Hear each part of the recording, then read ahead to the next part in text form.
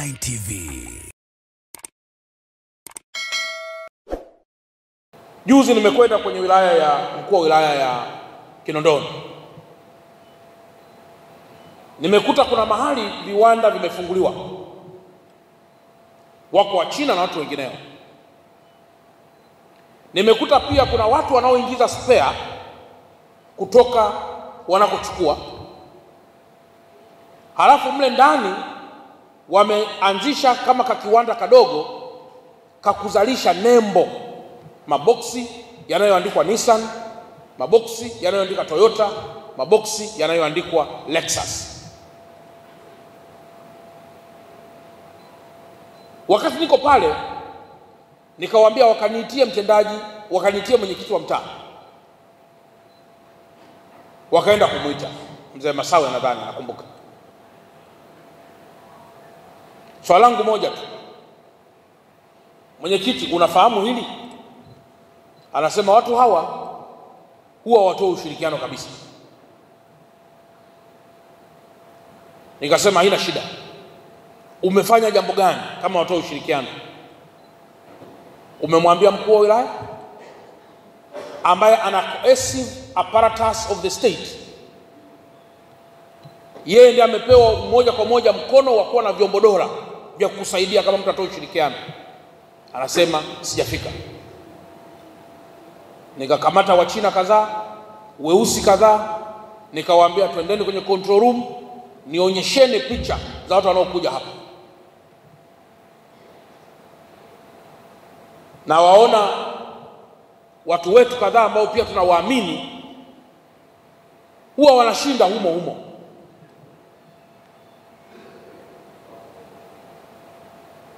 Kwa mara ya kwanza nikamwambia mkuu wa wilaya, mnahitaji kuendesha semina kubwa kwa wenye viti na watendaji wengine wa ngazi ya mitaa ili waweze kufahamu umuhimu wa kulinda taifa lao. Leo mnaziona ajali zinatokea barabarani. Watu wanakufa zaidi ya 30 kwenye barabara kwenye gari moja. Ukiuliza anasema lori limeferi brake. Anakwenda kununua brake zilizoandikwa Scania and made in Sweden, lakini kumbe ananunua brake ambazo ni made in somewhere else here, ambazo wala hazina umadhubuti, lakini kwa sababu tu pengine mimi mkuu wa mkoa, mkuu wa wilaya, mtendaji wa mtaa, mtendaji au mwenyekiti wa serikali za mitaa amekuwa corrupt kwa kujali 200 na kuisahau damu inayoweza kumwagika katika taifa. Gari lenye brake fake zilizofungwa kwa sababu ya kukosekana kwa usimamizi, anaweza kapanda mwanao, anaweza kapanda mama yako, anaweza kapanda baba yako, anaweza kapanda ndugu yako, anaweza kapanda mwenyewe. Kwa hiyo tunapokuja kuzungumzia umuhimu wa kulinda taifa, mojawapo ndio maana mnakuta mkurugenzi mtendaji amewaita watendaji, amewaita wenye viti. Sio jambo la kushangilia tu, ni jambo la kuona umadhubuti na kuwa na muhimu wa kuushika hiyo dhamana ya ulinzi wa taifa letu.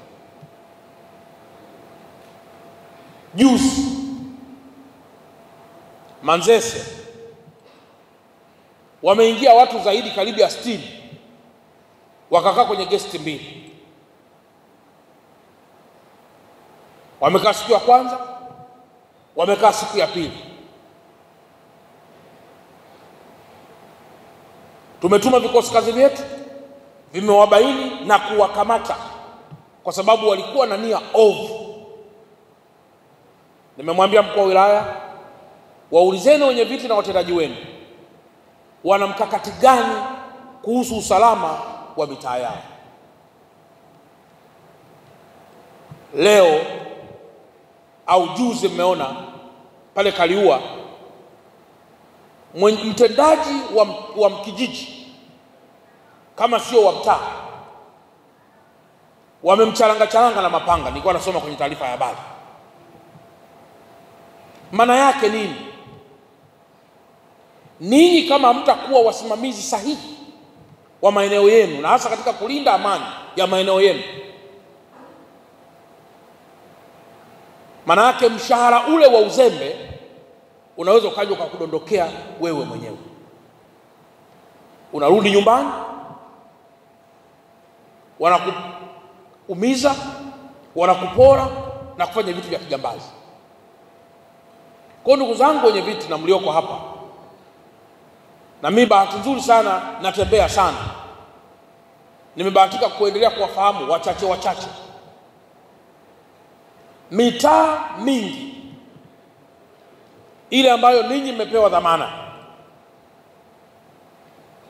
wenye viti wetu wachache, watendaji wetu wachache, muda wote wanazungumzia madili ya kwenye mitaa na sio ulinzi wa usalama.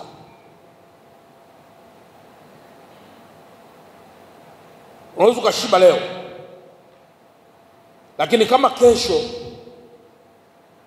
taifa likaingia kwenye muyumbo kwa sababu yako wewe, bado haitakuwa faida kubwa. Kwa hiyo nimeona nieleze kwa nini mmeitwa hapa, ili muelewe kwamba mmeitwa hapa kwa sababu ya dhamana kubwa ambayo mnayo ya kuhakikisha mnakuwa watetezi wa ulinzi wa amani. Wenye viti na wajumbe wote mlioko hapa, kwa mujibu wa sensa, Dar es Salaam ina watu 5,383,728, na katika kundi hilo wanawake pekee wako 2,783,710. Mkiangalia kwa haraka, wenyeviti wa serikali za mitaa 564 wa Dar es Salaam wanaongoza jopo la wananchi zaidi ya 5,000,000. Ukisoma kwenye vyombo vya habari, wapo wananchi na baadhi ya viongozi wanasema Tanzania haina amani, na ikiwezekana tusiite Tanzania ni nchi ya amani. Ndugu zangu wenye viti, kwenye mitaa yetu inaweza kutokea mtu mmoja, watu wawili wakapata itilafu mpaka wakafariki, ama watu wamechomana visu, ama wameuana katika njia ambazo sio rahisi chombo cha dola kujua kwa haraka, lakini bado huwezi kuhitimisha kuwa Tanzania si nchi ya amani.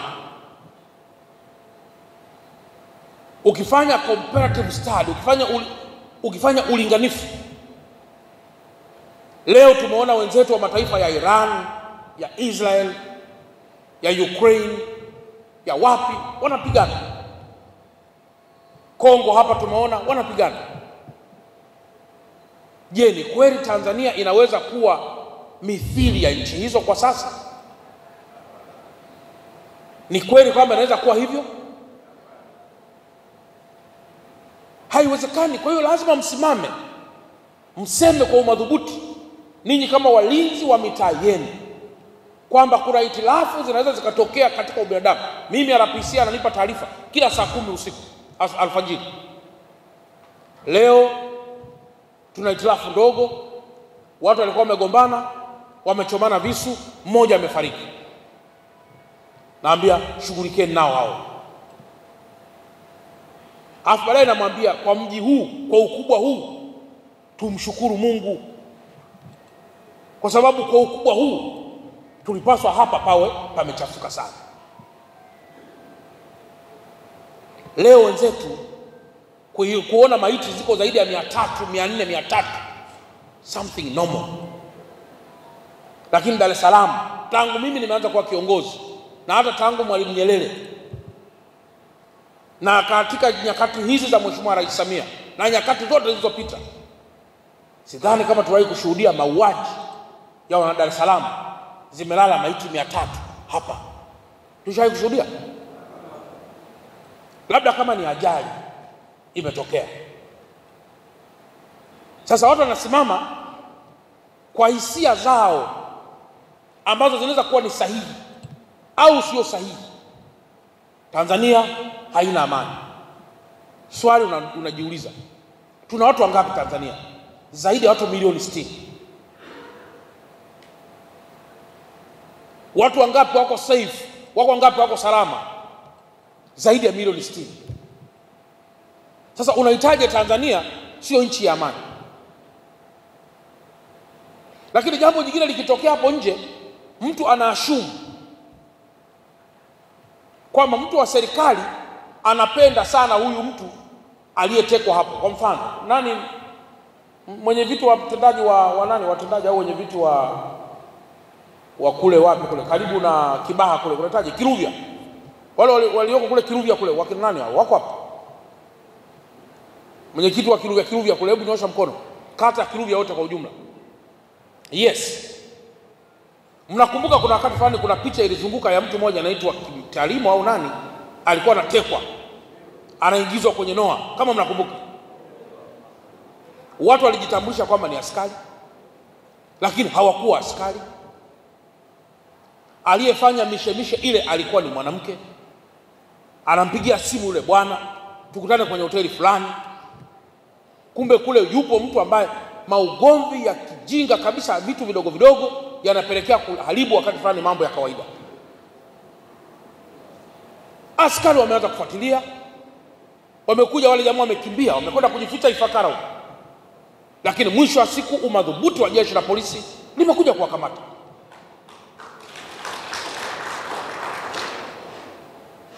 Make your day right. Gilly Bonny Online TV. Kupata habari mpya na kwa haraka kila siku, usisahau kusubscribe kisha like na comment. Gilly Bonny Online TV.